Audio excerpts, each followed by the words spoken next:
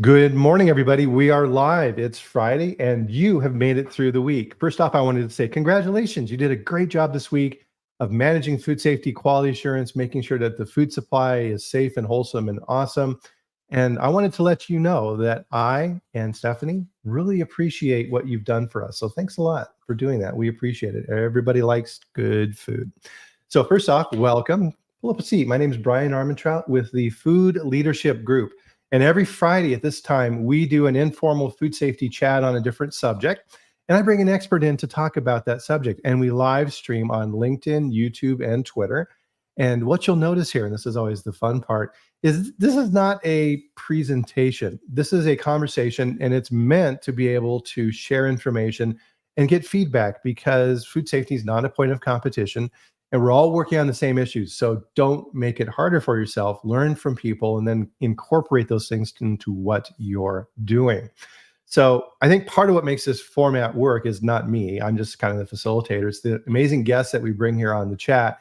And if you're new to the chat, of course, this is new to you, but if you've been on here before, Stephanie's been here, and when she has been here before in the past, it's always a great conversation. So Stephanie Weinand, I'm with Recall InfoLink. I wanted to welcome you this morning in the US and this afternoon in Germany. How are you?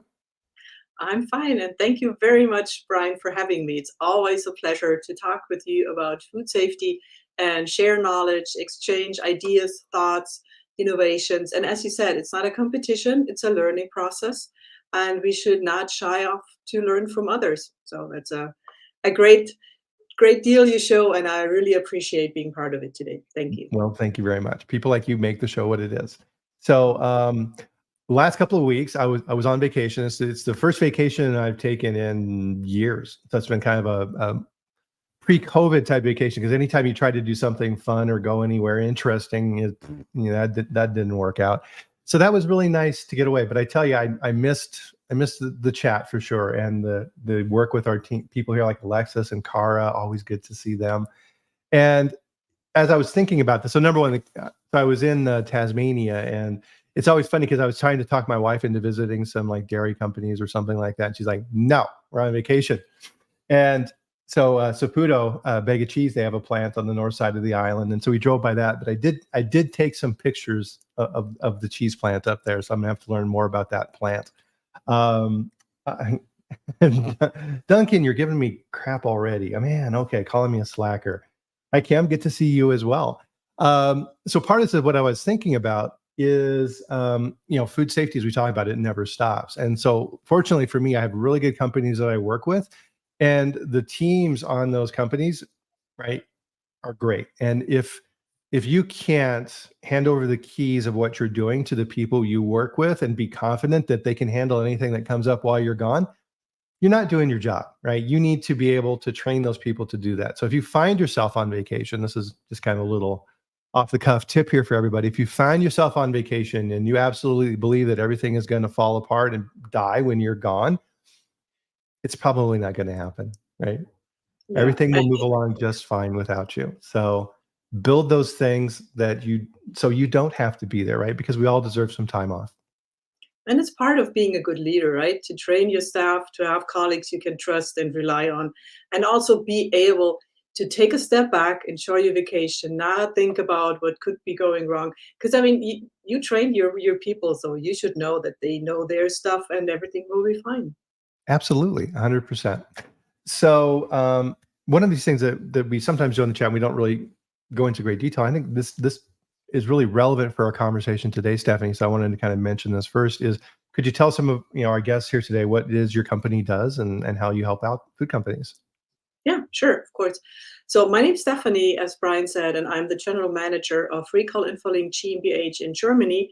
The mother company is Recall Infolink Inc., based in Boise, Idaho. We offer a service and support companies, no matter whether they are manufacturers, retailers, distributors, to ease and speed up their recall process. So we help them train their staff and do the recall simulations as well as live recalls, and also prepare for audits, and yeah, have all the files at hand in a digital way, of course, and so be compliant as well. That's what we do in a very short summary. That's the elevator version, right? Yes, exactly. Yeah, and I definitely wanted to touch on that because it's interesting. We're seeing within this kind of this convergence of these type of activities beyond companies. That's really what we're talking about here today. But before we begin, everyone, please join Stephanie and I. Yep. And I bought an espresso this weekend, so I'm playing with my Nespresso. So everybody, cheers! Cheers. It makes good coffee. I definitely Good like for it. you. I give it a thumbs up from a quality standpoint. And man, this is great. We've seen some new faces in here, so everybody really glad that you're here. So let's dive into the topic. So yesterday, I was involved with the Trace Gains conference and gave a little Q&A session around traceability and things like that. Kind of funny how these things all come together. And part of that conversation really was what we're talking about here today, Stephanie, around this whole piece of building a recall-ready community. And how do we do this? Because really, I mean, just as a general statement, these days of working in a company and you're the quality control manager or something like this, and you're creating quality systems and doing audits, and you've got kind of this self-contained bubble that you work in, that's gone. Yeah, definitely. Definitely. And that's what we have to bring to our minds. And we need to be aware of that. It's not just our own company. It's we need to cover the whole supply chain. And the supply chain is getting longer and longer and more international and global as we speak. So it's as you said, I mean, I'm pretty sure that when you were in Tasmania, there were a lot of foods or ingredients that you recognized from the US. And so, yeah, it must have happened there somehow. And then you have the transportation, and let's hope everything was cooled in the right way, or just transported in the right way, packed properly, and everything labeled properly. So those topics are of the essence at these days because food travels. So do we. But food travels, and we need to be aware of that, and we need to take that into consideration. That's a really good point. It's a great observation. So one of my running jokes is I have a friend from Mexico, and when we went to visit him one time, there was a Costco there, and I love Costco. And so I'm like, let's go check out the Costco and see what. And he's like, well, why? I'm like, I don't know. I was kind of because I want to see those different product mixes in the Costco. And so in Melbourne, we visited the Costco in Melbourne, and I took a picture outside and sent it to him. And he's like, dude, what are you doing? But yeah, the really unique foods and these type of things. And to your point, Stephanie, 100% true. There was a product on the Costco shelf. It was kind of like a hummus type dip type product from the US. And I knew the brand, and it was sold here in Colorado. And so I'm like, ooh, neat. So I took a look at it, and yeah, it wasn't holding up very well. It was kind of getting watery, and it had maybe been frozen during transport in the containers or something. But I was like, ooh, okay, I know it doesn't look bad. It doesn't look right as it should from a quality standpoint. The people shopping at that store had no idea, right? That's probably what it normally looked like for them. Yeah, yeah. And it doesn't necessarily have to be food fraud. I mean, it can just be temperature, stuff like that, or things that were transported in a tanker in a silo and not been properly cleaned before the next ingredients was filled up into that silo. So, I mean, there are so many possibilities how you can contaminate food or Yeah. ingredients. So, you better pay attention to that and make sure you have a good product in place and a good tool that helps you at least try to be aware as much as possible and try to prevent that from happening as much as you can.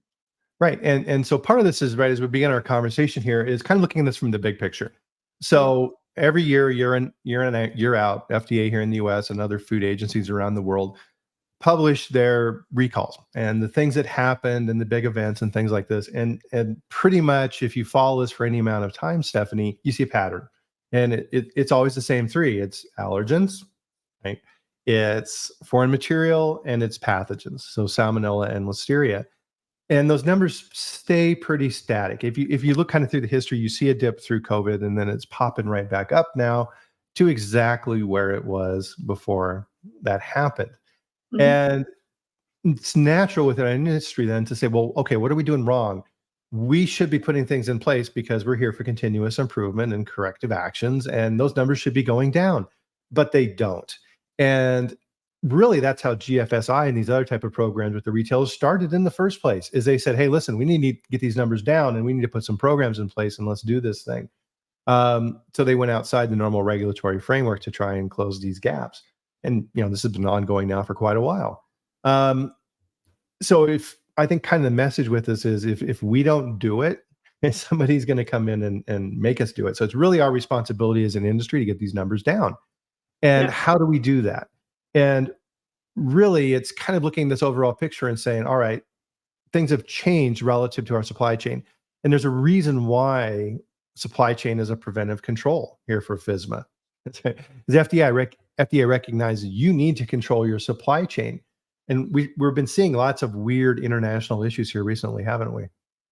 Yeah, we have. And but supply chain, that is a very good topic that you just mentioned. We have new supply chain laws in Europe. In Germany, there's one that started being in place last year, January of 2023, and a European one is just about to be ready and agreed upon. So this is starting to slowly, but hopefully dramatically being in place and then coming into effort, and you see the changes, hopefully. So that is what we're all really working on. And there's one topic that I really like to emphasize a lot on, because I think that's a great example. The baby formula case. I think it was last year when the baby formula it was contaminated in the US, and European companies were trying to help American parents and sent over their formula, but then it got rejected at the borders by the FDA.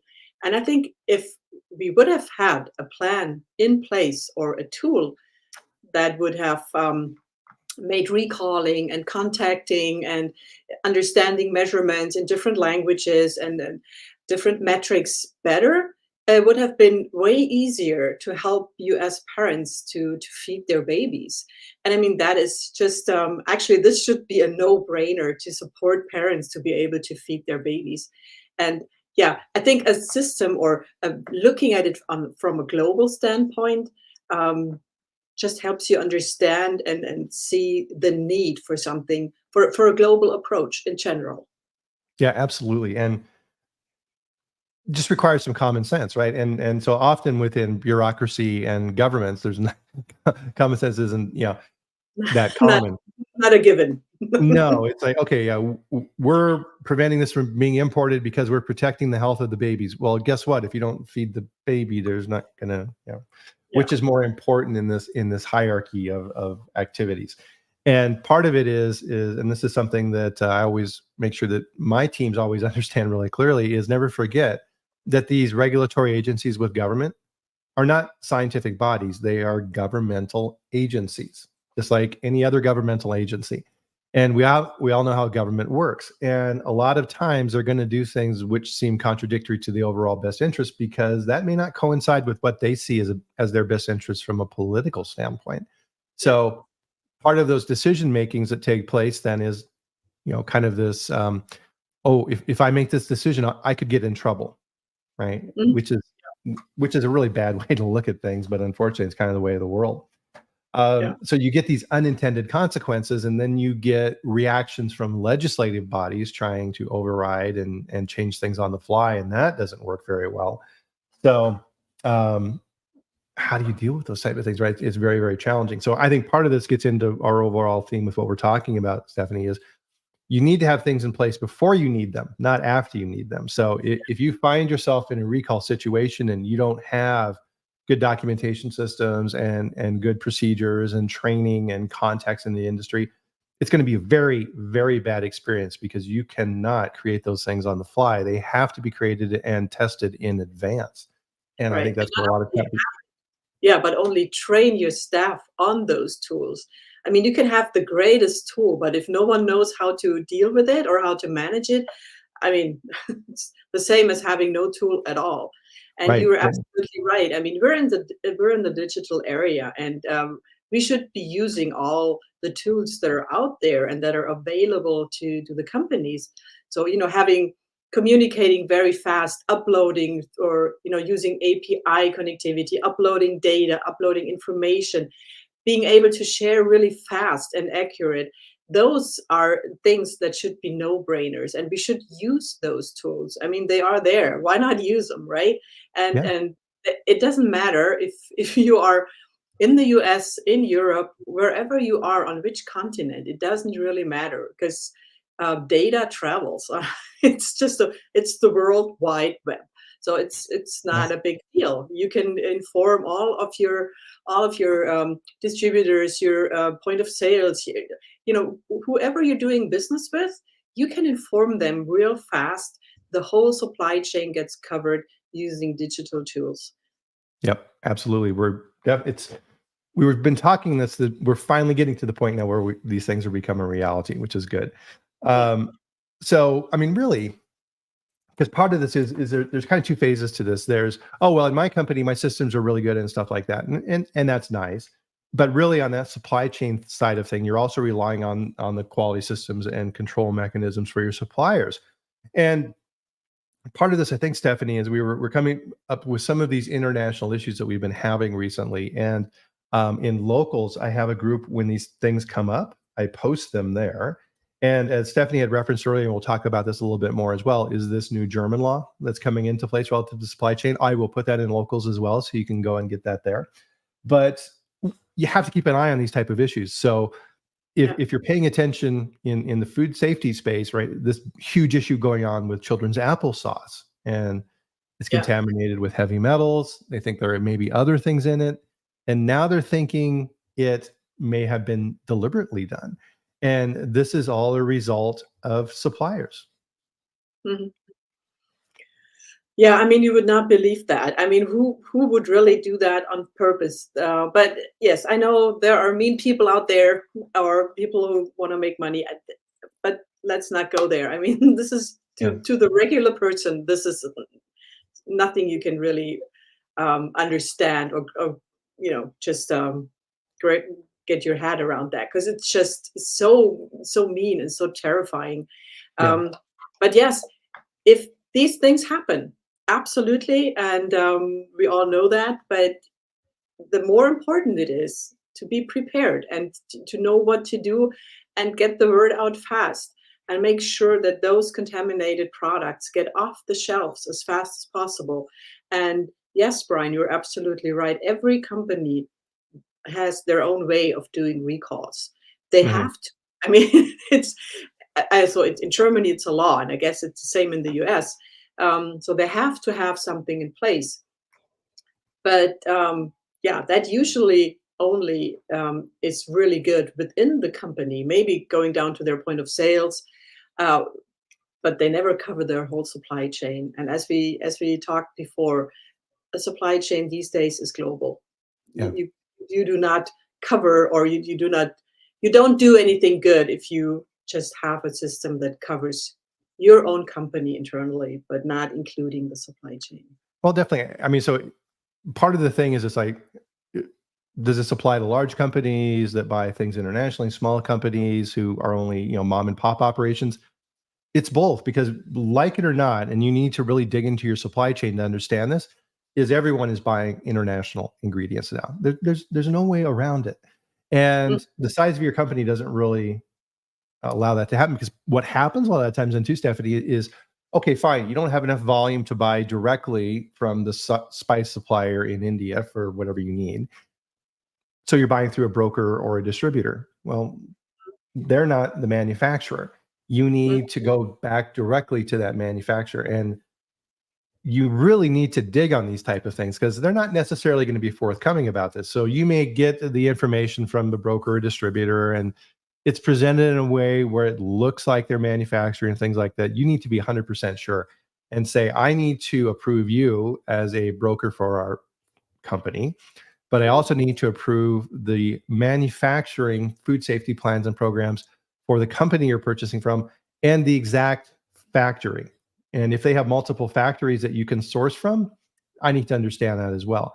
So you may think, as a small company, you're protected and say, oh no, I buy these 5 different things from this broker and I've approved them. No, you cannot do that. You got to go back to those manufacturing locations.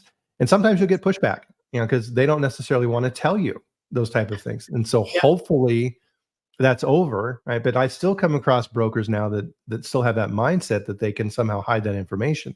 It's like, oh, well, you'll just go buy from them directly. It's like, dude, no, this isn't how this works. How long have you been in food, right?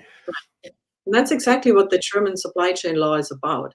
You Yeah. need to be able, once an auditor comes to your company, you need to be able to show them and prove to them that you have done your research all the way down to the farmer, all the way down to the people on the field, putting the seed in the soil and making sure whatever you're getting grows and how it grows. And a huge topic, this is not what we're talking about right now, but a huge topic is child labor, sustainability, stuff like that. But also, of course, that the food is not contaminated with anything. I mean, just think about the romaine lettuce and the water that was running through the fields. On the one side, there were all the cows.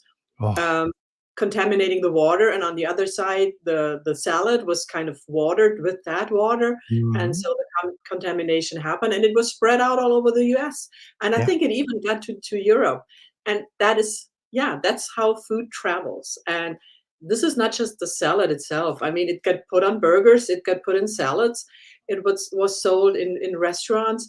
So there was no way of yeah, not being in touch somehow with contaminated salad if you ate it. But if you're into salads, I mean, but still, I mean, it was easily for consumers to be exposed to that contaminated food.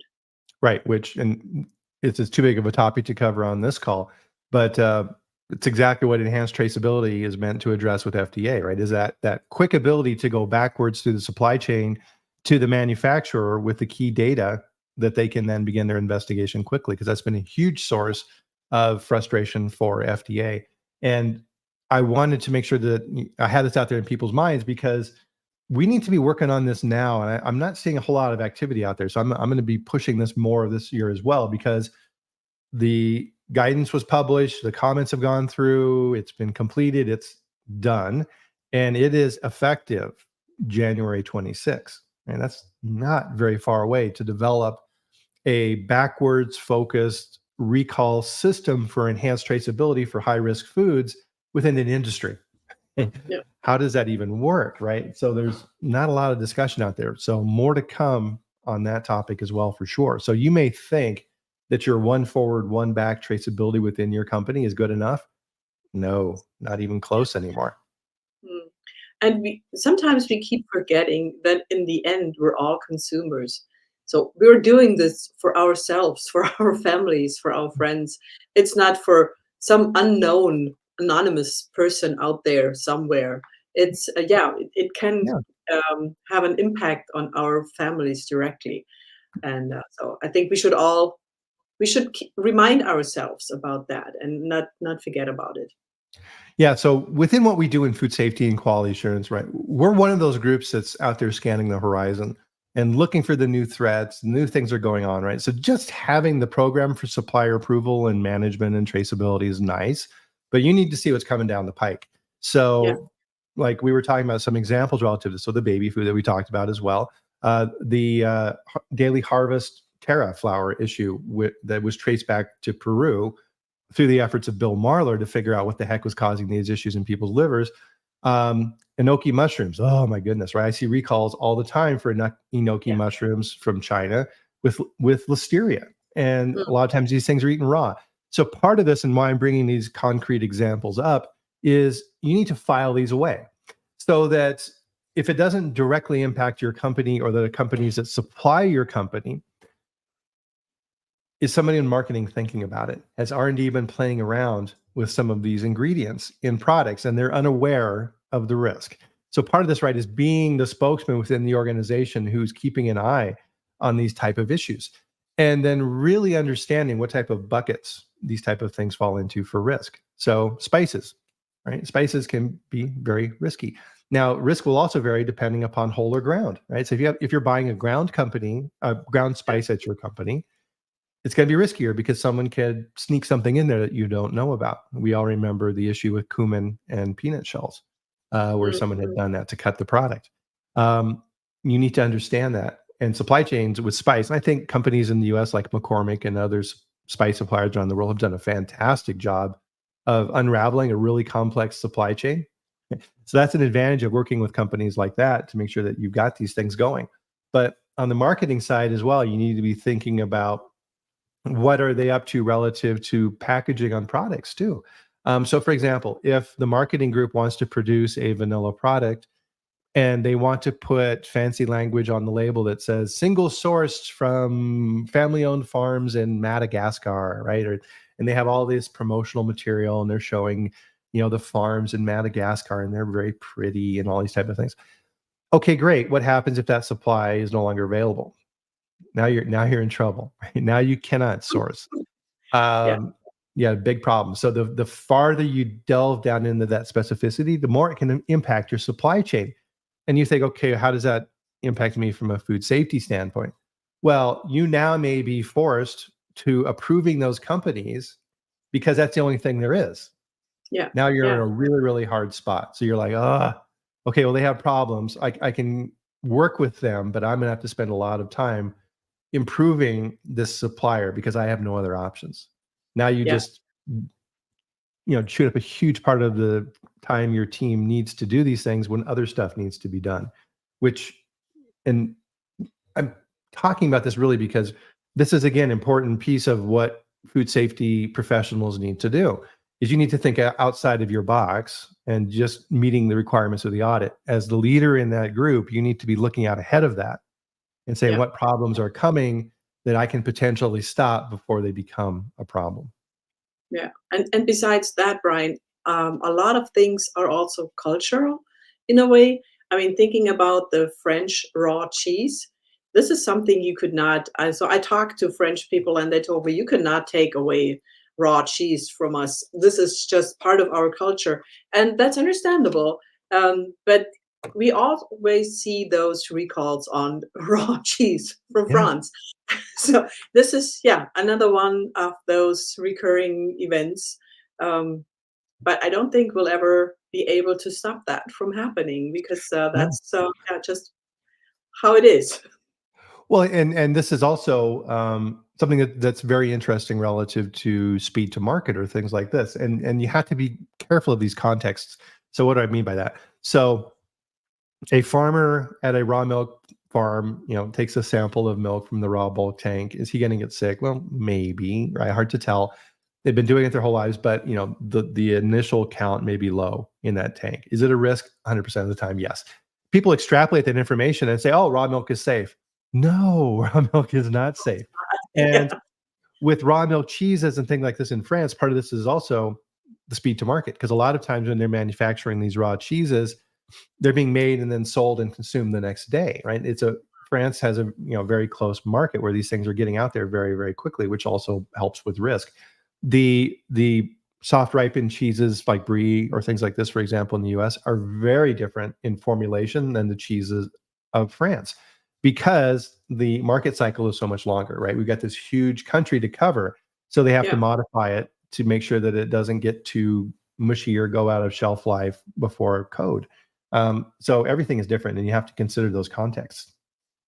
absolutely. Yeah, that is very important. And Yeah. also, I think the less processed food you're buying, I mean, like washed and cut salad, for Mm. examples, or cut and sliced melons, like the cantaloupe melons. Oh.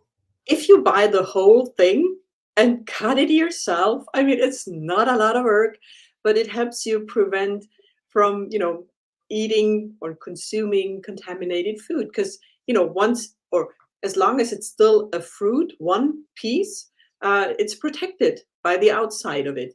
But if you sell it or if you buy it once it's cut into pieces, oh my God. I mean, we all know what can happen to that food. Yeah.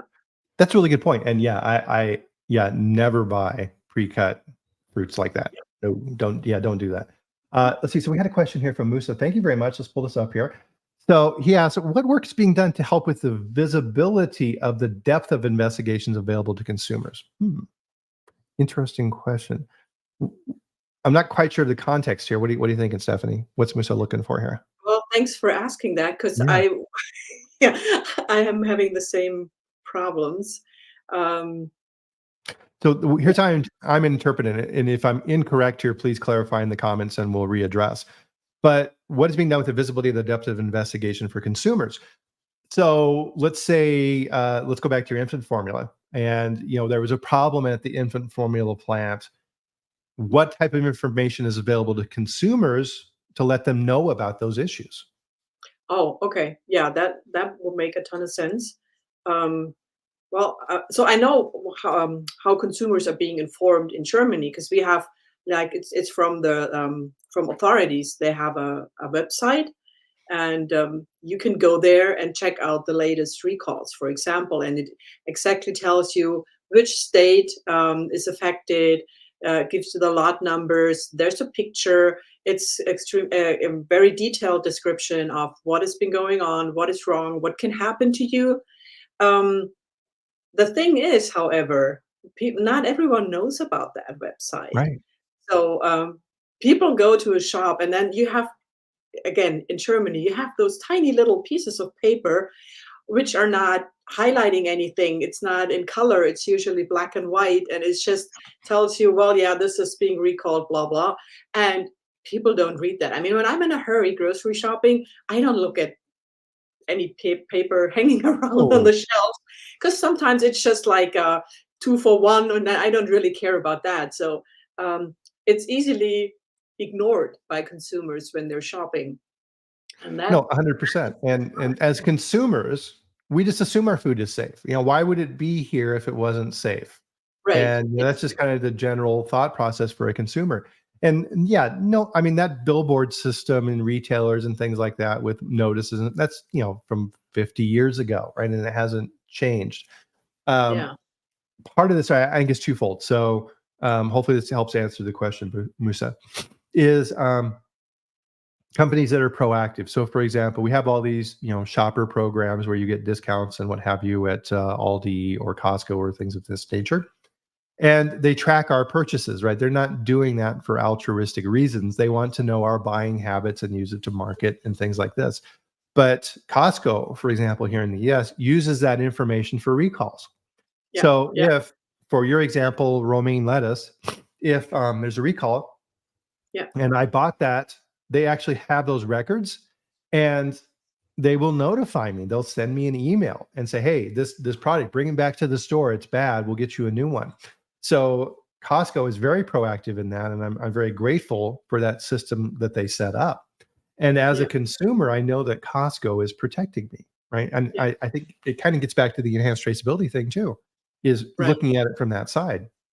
And post COVID is so important, because more and more people buy even groceries online at Amazon, for example, and they have all your data, and they send out information as well. If you purchase something that was afterwards be needed to be recalled. So yeah, that is something I would say everyone selling groceries online has to be aware of, and has to have a solution to inform their consumers um, about the product that they had purchased. Yeah. And I mean, how often, or putting it differently, it very often happens that cashiers are not completely informed, and that you're in a grocery store, and you would Yeah. expect a cashier to know if a product has been recalled, and you would expect, you put it on the you put it out there, and you wanted to pay, and then you expect the cashier to tell you, well, no, I cannot sell you this because it's been recalled.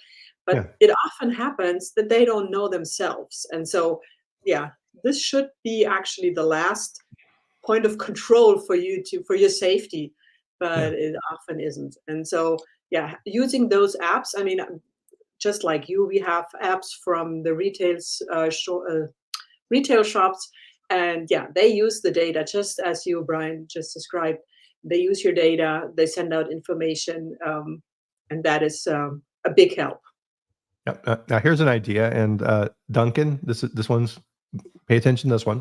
Um, so imagine this in the future, an AI that tracks this for you. So you set up with your AI system, hey AI, I would like you to cross-reference going forward all of my online purchases of food with any existing recalls for those foods and let me know if it happens.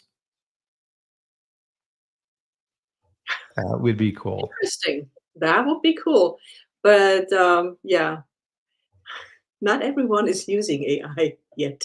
That's true. And that, specifically those of us or the elderly and the very young ones. I mean, of course, they don't go shopping themselves, but elderly people, they probably, at least here, are not using AI. And they are the ones that are most likely to have a severe health issue after having eaten contaminated food. Hmm. So the most vulnerable would not be open to your solution, Bryan. So I think we'll have to come up with something different. So what you could do is say, hey, AI, come up with this list, print it out, and have someone post it on the bulletin board outside. At least, yeah. Yeah. And highlight stuff, make it a little bit more appealing to read, not just black and white. Yeah, definitely. I mean, so another thing, and we're all very aware of this right now, that can really mess up your supply chain are market disruptions. So wars, right? We have all Yeah. these different issues going on around the world right now. We don't factor those into our systems. A lot of times we don't have backup suppliers and we're caught. So a perfect example of this for me is, and I didn't know this until the Ukraine war happened, but almost all of the sunflower oil in the world comes from, yeah, Ukraine. Right. Yeah. So if you're buying from there and then the war started and that supply is cut off, you're in big trouble. What do you do? Now you have no sources. And now all of a sudden procurement is scrambling, trying to find an alternate source for sunflower oil. R&D is trying to figure out if there are other different type of oils that are going to work in your formula for your product. That takes a long time. Yeah. And R&D, is working with procurement, and procurement goes out there and they find some oil from this guy. It's like, hey, I got some oil for you, right? And the price is suspiciously cheap, and it's available all of a sudden, right? Your food safety ears should be going pshoo, right up right Yeah. away because there's something wrong. And But people are desperate, right? They yeah, need replacements. and this is prime territory, as we talked about a little earlier, Stephanie, food fraud, right? Now all of a sudden you've got somebody trying to sell you sunflower oil and it's not even sunflower oil. They're just pretending it is. And you have no idea about that. And a lot of times people will say, well, I'll get a pre-shipment sample for that to make sure it's okay. Well, you're assuming that a potentially dishonest supplier is actually going to send you a real sample, or are they going to send you a really nice, pretty sample from something else? Yeah, yeah. I mean, there are so many possibilities to commit food fraud or, just make money out of people's needs. And yeah, but I'm afraid we're not going to change the world. We'll just have to make sure we do whatever we can to protect consumers and make sure that food is as safe as we can, at least take our part in it and work on that. I'm not sure if you Mhm. saw that on LinkedIn, Bryan, but there was um, a sketch of Darren Detweiler as a superhero. Yeah, I did Um, see that. and yeah, I mean, that is correct. I mean, we're not like superheroes in the Marvel sense, but it is an heroic thing to do to fight for food safety every day Yeah. in our daily business. That takes a lot and a lot of awareness, a lot of strength, and a lot of faith and power to make that happen. Yeah, absolutely. And as a lot of times, as we talk about here on the chat too, is no thanks, right? People just assume it happens and that it's just magic. And we know that it's not, which is why now I always start the chats out with thanking the people that do this because we don't hear that often. People just assume it happens. And it's a lot of work behind the scenes to make this happen. And kind of what we're talking about in the chat today is being proactive and going out there and looking for issues. Right? Yeah, We have to address the things we already know, but we also have to go out there and figure out things we don't know. yeah. That's the most challenging part. Yeah, Yeah, absolutely. absolutely. Just Um, just be aware and be aware of what's going on, not just in your state, your country, but around the world. Make sure you are aware of new laws, new regulations, or new challenges. As you said, the Ukraine war, in general, have an open mind and not just focus on your very close environment. That is Yeah. not getting you anywhere. Yep. And you have to understand your supply chain, as we've been emphasizing on this call here today, Yeah, is absolutely. our supply chains are exceptionally complex. And they change all the time, and it's very much industry specific. So if you work in, as we were talking about, produce and romaine and things like that, man, the clock is ticking once you harvest that product, and you need to get it to market very, very quickly, which means conversely that you need to have exceptionally good systems, right? So the faster your system operates, the better your system needs to be, Yeah, so that you can react to changes and track and manage on the fly, and everybody in that process knows what their roles are. And once it's picked in the field, what segments of the field, how do we label it? Is this something that gets washed or not? How do we know that the rinses are good? What's the destination? All of that needs to be understood. And if you're just that one piece in that process, is, oh no, I'm just the guy who receives in the produce and washes it off, that's all I care about. As we're emphasizing on our chat here today, that's a absolutely completely wrong way to look at it. And if you continue looking at it that way, you're in for a lot of work and yeah. surprises. And you need to take all that information and transfer it into usable data, because that's also very important to have standardized data to make Mhm. communication easy. I mean, it's no use sending out information and the recipient does not understand what you're talking about. So Right. having a system that makes sure that the data is standardized and easy to understand and has all the right information and accurate. It's just that's what you need, because you want to act fast and yeah, you want to receive the right. You don't want to call someone up and say, "Sorry, I didn't really understand. What were you talking about? What Yeah. exactly happened here?" That just takes too much time, and you really want to get the information and act upon it and be done and have taken the product off the shelf. Exactly. And I think in the long run, this will help as well at the retail side of things, having this better lot code, enhanced traceability back to manufacturers, because the retailers are in a bad spot too. And I had a conversation one time with the head of food safety for Kroger here in the U.S., right? Huge grocery chain.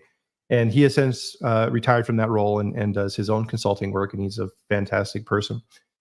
He said, listen, Bryan, I get 300 recalls a year in my company. I don't have time to parse that data, right? I'm hitting a button and sending people out to remove that product from the shelf. So you can't come to me and say, oh, yes, it's this SKU, but it's only this lot code and it's only product from this line. And it's all, no, it's all coming off the shelf, because we're dealing with 18-year-old kids working in the back of the grocery store. They don't have the ability to segment that correctly most times. So we take a shotgun approach and recall everything.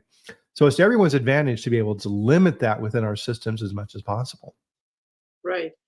But then on the other hand, don't you think it's also a matter of training people properly? I mean, of course, I have 3 kids, so I know how 18-year-old think or behave or don't. Um, so I know that that's a challenge, but I Mhm. think it's very important to also train them properly, even if it's just a vacation job or a part-time job during school. That doesn't really matter. I think everyone working in the food industry, in the overall food industry, um, needs to have a proper training and needs to have an understanding of why their job matters.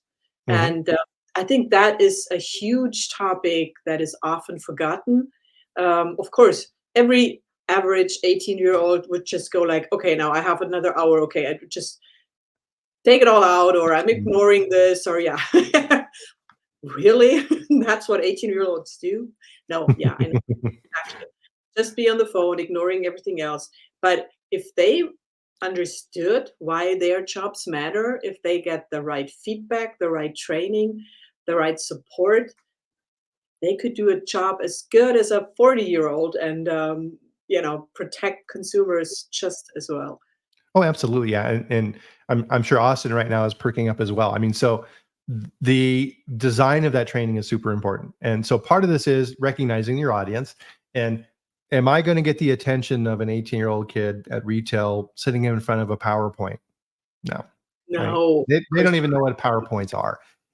So what's the right type of training to develop for that role? And how can I very quickly teach them what they need to know and make sure that it hits them right, right in the brain and goes right in there. Yeah. So part of this, and this is how I approach these type of activities. This applies to documentation, to everything relative to this. Is it's very helpful, Stephanie, to think of documentation and processes like this in kind of three buckets.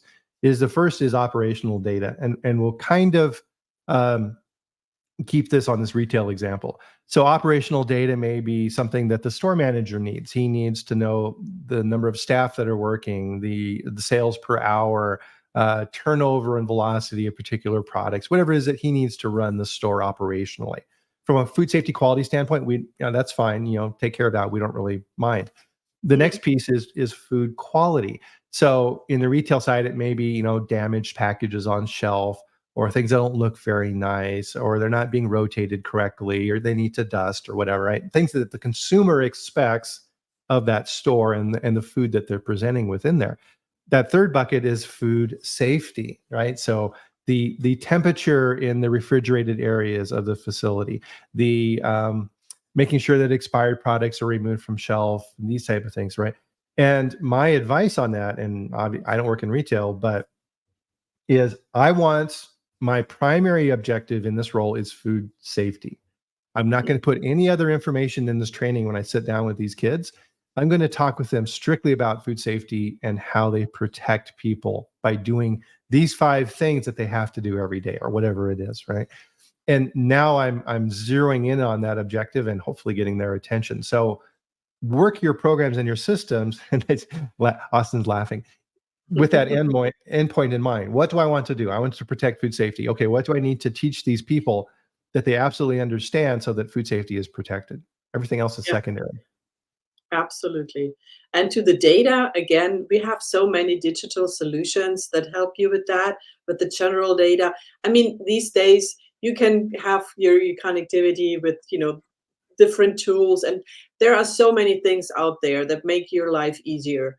And that is you just have to look around and find what's most suitable for your needs and for your company's needs. So yeah, focus on training people. And I think that is also, again, coming back to the global approach, that is the same everywhere. I mean, you have to train your people, whether you're in the US, in Europe, I don't know, in Africa.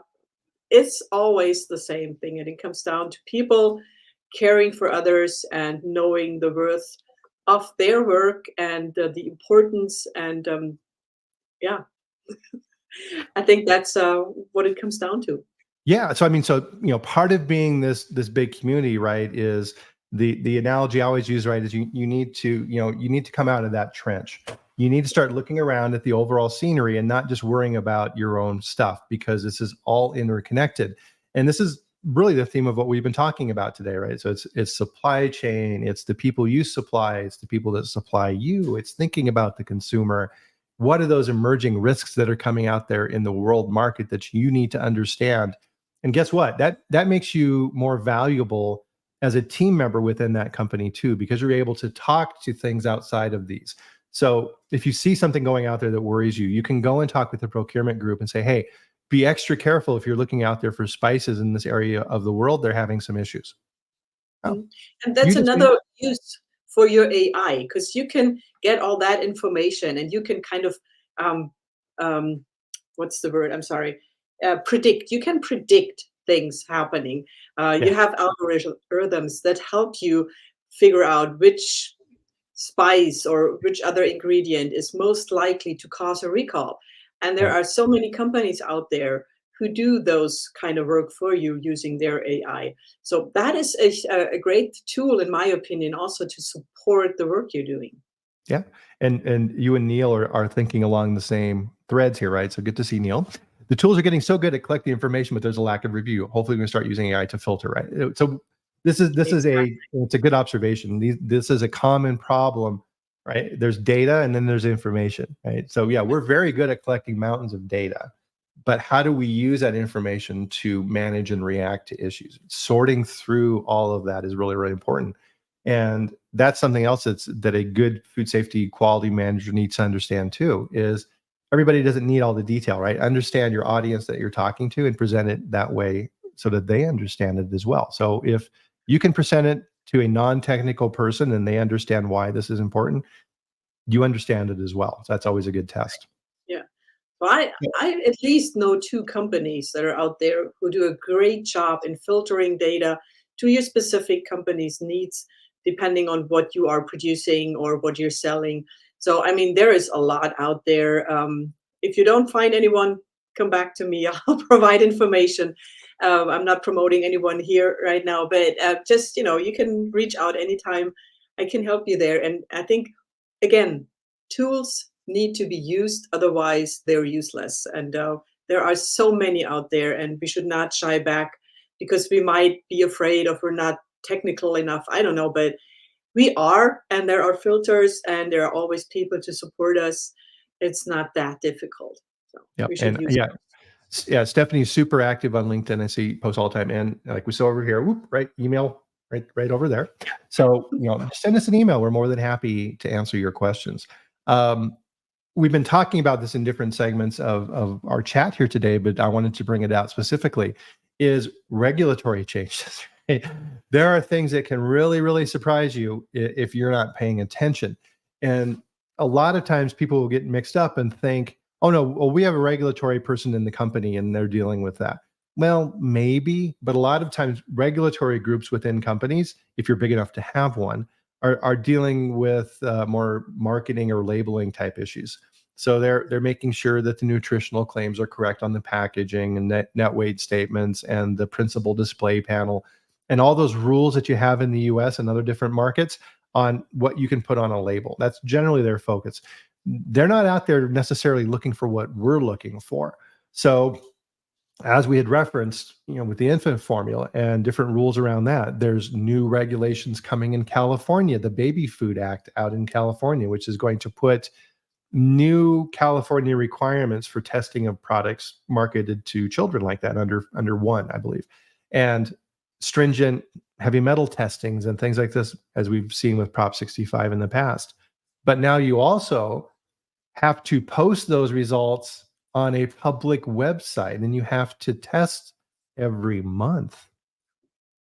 Oh, Yeah, if you don't know that's coming, yeah. and all of a sudden it hits, and your products are being pulled from shelves in California for non-conformance, yeah, you're in a lot of trouble.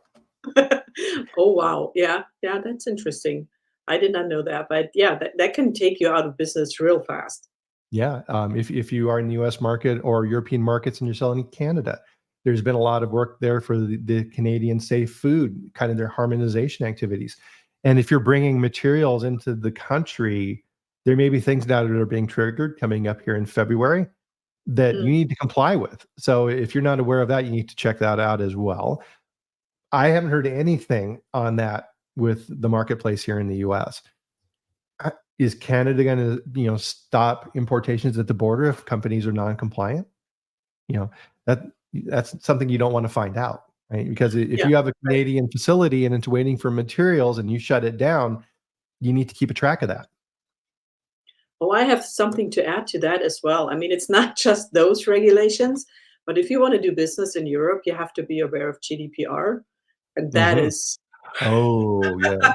that is a lot of fun. So you really have to be sure you're following the rules because otherwise you are in big trouble.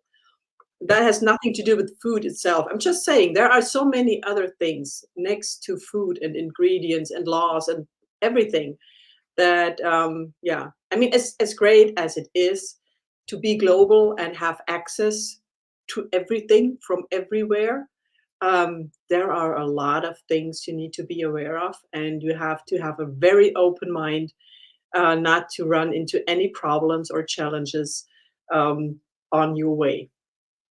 Yeah, absolutely. And As we were referencing here earlier as well, this new German supply chain, the due diligence law and everything associated with this. And this really kind of gets to our overall theme where these things are all coming together, Stephanie, in that all of these systems for food safety and worker safety and human trafficking and sustainability and recyclability and all of these things they're all coming together. Mm-hmm. We even have a reusable cup law. So you have to have reusable cups when you go, like if you go to Starbucks or wherever you purchase your coffee to go or your tea to go, whatever it is, you have to have a reusable cup. You have to use that. And so, these are things, if you don't know them, you might run into problems. Right, definitely. So we'll kind of bring this back to the 30,000 foot levels. We kind of close out here because really the overall, we've been kind of doing what you need to do when you're evaluating issues. You start at a principle, you pull out particular concretes associated with those, and then you kind of go back up and say, how do we interact and how do we apply all of this information? Because if you just stay in one of those two realms, you're not going to succeed, right? If you're down in the details all the time, you're going to miss the big stuff. But if you're just tracking the big stuff and you never do anything to execute against that moving forward, you're going to be in trouble too. So you need to look at these things. So number one, so you need to know your supply chain, right? Yes. Most important. All the way down to the fields, to the farmer, all the way down. Yeah. Right. And supply chains are not static. They are constantly changing. So in the world right now, right, there's a lot of inflation relative to food products and things like this, and we see how companies are reacting. So companies are trying to find, more cost-efficient sources of suppliers and raw materials. They're changing finished product packaging, right? So shrinkflation is a term we have here in the U.S., where companies will make a product smaller and sell it for the same price to try and get through those inflationary, and that makes consumers mad when they notice that. Understandably so. Yeah, and what are these different tactics that are out there within your supply chain, and what are the issues, and how are people reacting? Because if your company is reacting, guess what? Everybody else is too. So what potential steps could they be taking that could impact your company as well? Find best practices, right? What are these different buckets? And this is exactly what we've been talking about here today. And number one, right, this is a good way to find out best practices, talking and listening to experts like Stephanie in these areas. And of course, our great experts in our audience, and figuring out, right? And realizing that you're never done relative to these things, right? Yeah. Yeah. Things are changing and you can never be sure you're on top with your knowledge and with what you're doing. So better make sure to look twice and do some more research to make sure everything's in order and you're not running into challenges. Right. And we didn't touch on this, but it needs to be mentioned at least, is if you're a manufacturer, odds are small or big, depending on the different particulars of your circumstance, you're going to be using contracted manufacturing in your operations. If you're small, you don't have a facility yet and you need to work with other people. If you're large, you need to work with other companies who may have specific capacities that you don't have. Either way, someone else now has a say in supplier management. You could be buying supplies through them, or you could be supplying your own materials and making sure that they're managing that correctly. So that's another layer of complexity for supply chain. You need to make sure and address and have visibility into that. And that's so difficult. I mean, often you don't even know that the company you're buying from has others, like sub companies that they're getting at least ingredients for their product from, and then you would expect it to all be from that one company. And so you think, well, yeah, I'm good to go because I know that they're safe, they're following all the rules. But then you eventually find out, well, oh, there are other different companies involved in this process. And first of all, figuring that out, and then being able to get the information you need, because they say, well, we're not doing business with you directly. Why should I share my information and my data with you? And that is just, it is so complicated, and yet you have to do it. It's just part of your role. Right. And so, to kind of summarize this, then, in my view, right, it is we need to be in that proactive realm as much as possible. So in those type of scenarios, have conversations, with your co-mans. Have conversations with the procurement group. And as Neil wisely points out here, talk with these other groups within your company, which is really kind of the theme of our chat here today. Get out of your food safety quality bubble and work upstream. Work with R&D, work with procurement, work with the marketing group so you understand what the objectives are going to be for the next 1 or 2 years so that you're not surprised, right? We hear this a lot in food safety quality assurance is, oh, why didn't anybody tell me about this? Oh, why didn't you go out and find for yourself, right? Don't rely on other people for your success, right? Build as much of your own proactivity into this as you can and get out there, because now you understand coming out of this chat that you need to expand within your company, within your community, within your networks of how can I better manage my supply chain backwards from retail for enhanced traceability, all these other things, so that I can look at this holistically and build that into my quality systems. And then you'll succeed. Yeah, and it's on us. No, as you said, Bryan, absolutely right. No one's going to bring information to us. It's on us to do research, to reach out to other people, get the information, and no one is going to help us there. It's our task. And we need to do that. That's all there is to it. That's why they're paying us. So exactly. So with that, we'll bring our chat to a close here today. Time went really, really fast. Fantastic engagement, everybody. Thank you. I appreciate it. I love it when we get lots of good back and forth and questions on the chat. I really appreciate it, and everything that you guys are doing out there and improving your knowledge and our knowledge on these subjects as well. So on behalf of Stephanie and myself, I wanted to thank everybody for attending the chat here this week. I know, an hour is a lot of time and it's a big investment, and it shows your commitment to food safety. So thanks for that. So with that, we'll see you back here next week at the same time. So Fridays on LinkedIn, YouTube, and Twitter at 8 a.m. Mountain Time, 10 a.m. On the East Coast. And if you're in Germany, a little later in the afternoon, perhaps. 4 p.m. But true. And we'll bring on this next amazing expert to talk about a food safety subject. So in the meantime, everybody enjoy your weekend. Have a great time and know that you've done a great job, and we'll do it all again next week. So thanks a lot. Enjoy yourselves, and we'll talk to you soon. Thanks, everybody. Yeah. Thanks, Stephanie. Thank you. And thanks for having me, Bryan. Oh, you're very welcome. Bye. Bye.